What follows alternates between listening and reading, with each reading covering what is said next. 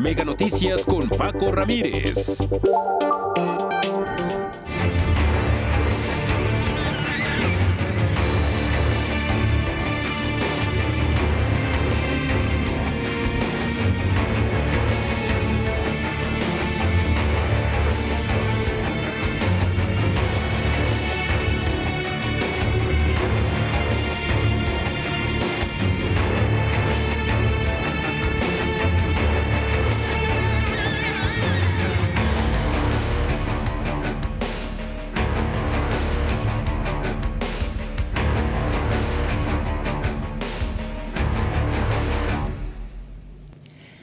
La ministra presidenta de la Corte aceptó una controversia interpuesta por magistrados y jueces de distrito del Poder Judicial para echar abajo la reforma judicial bajo el argumento de vicios en el proceso legislativo.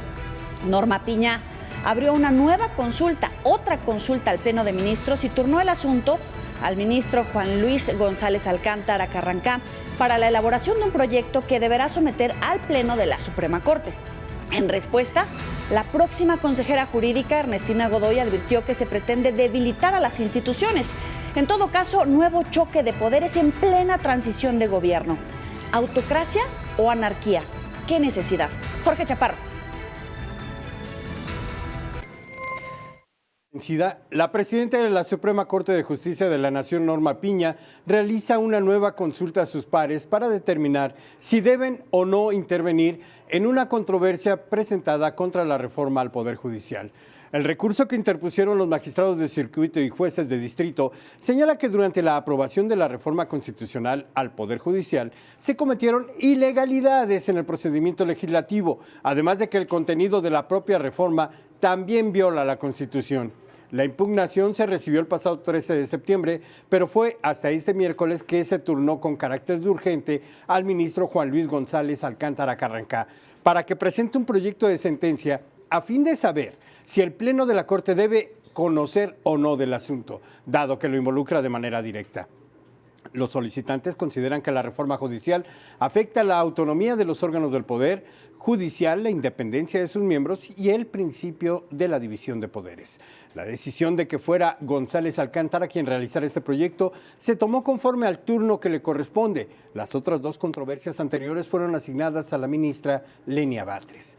Esas controversias se presentaron el pasado 5 de septiembre, previo a la aprobación de la reforma al Poder Judicial. Entonces, Norma Piña abrió dos consultas para saber si la Corte estaba facultada para frenar, por un lado, la aprobación de la reforma judicial y por otro, los promoventes fueron los mismos magistrados y jueces federales quienes consideraban que la propuesta del presidente López Obrador era inconstitucional y violaba el principio de independencia judicial. Es significativo porque Lenia es una ministra abiertamente a favor de la reforma y González Alcántara Carrancá se ha manifestado en contra. Para aprobar la intervención de la Suprema Corte y revisar las controversias constitucionales, se requiere al menos el voto de 8 ministros. De los 11, Lenia Batres, Yasmín Esquivel y Loretta Ortiz es seguro que no darán su voto. Así que el destino de la reforma depende otra vez de una sola persona. ¿Quién le dará la espalda a sus pares? La moneda sigue en el aire, aunque la reforma ya fue aprobada por el Congreso y publicada en el Diario Oficial de la Federación. Si pierde, será la derrota más grave del presidente y no tendrá tiempo de hacer su campaña como acostumbra. Si gana, será la marca que lo va a acompañar en los libros de historia. La información que tengo. Volvemos al estudio. Tienes toda la razón, Jorge. Un voto. A ver quién es el traidor, entre comillas. Gracias por la información. Patricia Aguayo Bernal, vocera de los trabajadores del Poder Judicial, gracias por estar con nosotros. Bienvenida. La ministra presidenta de la Corte aceptó esta controversia interpuesta por magistrados y jueces del Distrito del Poder Judicial para echar abajo la reforma. ¿Existen vicios en el proceso legislativo, a su parecer? Claro, muchos. Hay muchos vicios. Desde el inicio mismo del procedimiento, hemos detectado que hay varias violaciones. El reglamento de la Cámara de Diputados establece una serie de medidas que se deben llevar a cabo, pues cada vez que se presentan este tipo de reformas y que se deben seguir con exactitud. Esta reforma no las cumplió. Este proyecto, desde el proyecto mismo, Inclusive hay incongruencias entre la exposición de motivos y los artículos de la Constitución que se pretenden, bueno, mejor dicho, que se reformaron.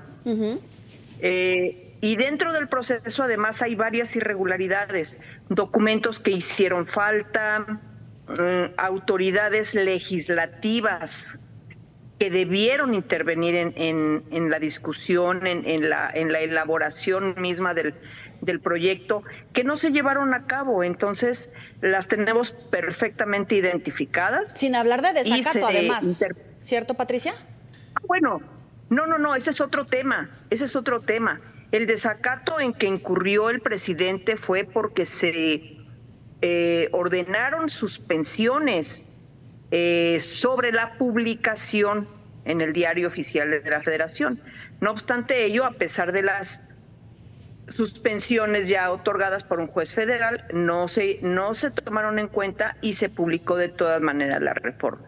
Entonces, bueno, ese es otro tema, es un desacato cometido por el presidente y quien haya intervenido en este acto, y que evidentemente inclusive incurre en delitos.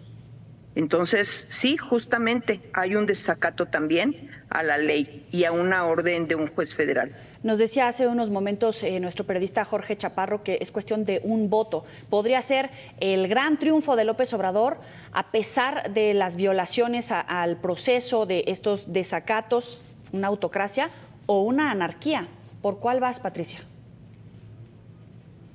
Aquí definitivamente no estamos en la misma situación que diputados o que senadores que se venden o que se dejan cooptar por amenazas o intimidaciones, lo que sea. Como ocurrió en la Cámara de Senadores, lastimosamente, con los personajes de apellido Yunes. Aquí no estamos en una situación de esa naturaleza. Aquí el tema es el acatamiento que deben observar los ministros precisamente a la Constitución, y es lo que se va a analizar. Aquí no hay intervencionismo ni presiones de ninguna naturaleza, simple y sencillamente que los señores ministros y ministras deberán resolver con apego a la Constitución. Déjame ponerlo en estos términos. La hoy senadora Ernestina Godoy, próxima abogada de la presidencia, dice que pues ya es una reforma vigente, consumada, que en todo caso pues es un error, que quieren sabotear a las instituciones. ¿Hay espacio para una reflexión donde la ministra presidenta Norma Piña se equivoque al abrir esta nueva consulta al Pleno? Esa nueva consulta que se abrió está perfectamente estipulada. Si la señora Godoy tiene una opinión distinta, quizá tenga sus bases, pero deberá explicarlas. Y no solamente aventurarse a dar opiniones sin sentido y sin fundamento alguno. Pero una cosa sí puedo asegurar: la actuación de la señora ministra Piña se acoge al mandato constitucional y al respeto a la ley.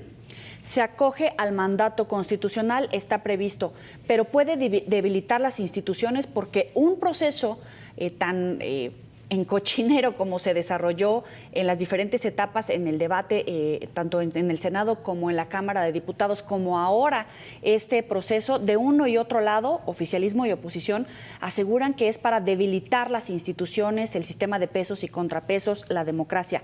¿Este proceso que ahora encabeza la ministra presidenta debilita las instituciones? Al contrario, fortalece las instituciones y el Estado de Derecho, haciendo cumplir la Constitución y observando la ley. Lejos de alterar de alguna manera el orden jurídico, volverá a su cauce y esa decisión estará en manos no solamente de la ministra Piña.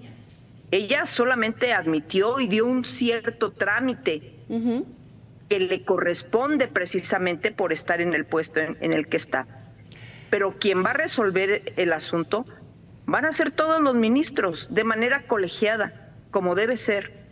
Ahora, no es decisión de una sola persona.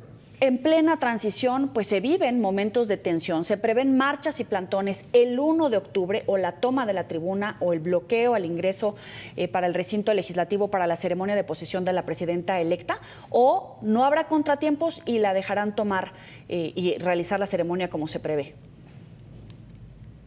Nosotros tenemos prevista una marcha, precisamente el 1 de octubre, pero es una marcha que hasta este momento la organización que tenemos establecida va a partir del Monumento a la Revolución al Ángel de la Independencia.